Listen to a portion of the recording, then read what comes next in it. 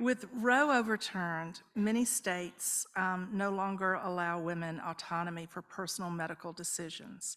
Jean Dufort from Madison, the town Sherman refused to burn, asks, where is the path for encouraging those who have traditionally voted Republican to become single issue voters on the question of protecting and restoring reproductive freedom? So it is worth pointing out that since the Dobbs versus Jackson Women's Health decision of June of 2022, I even talk like I'm writing a letter, don't I? That's sorry about that. I didn't used to do that. It is worth noting that Democrats have been overperforming in elections by about 8 points ever since then. So I think people are already aware.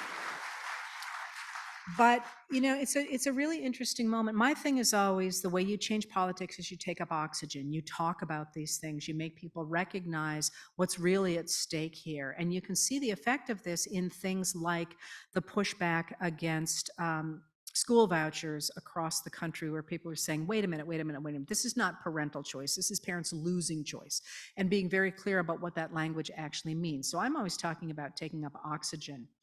But the larger picture here, I think, is really interesting, because this is the first time in our history that the Supreme Court, it's been done by other elements of society, but the first time the Supreme Court has ceased to recognize a constitutional right.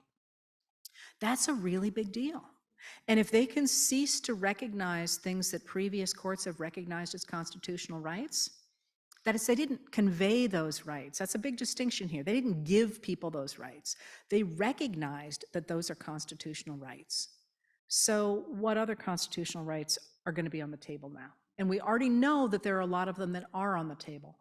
And that, I think, at the end of the day, is the same sort of thing that inspired the people in the 1850s and that Lincoln talked about, is that if we are not all equal, it is only a question of time until somebody comes for you.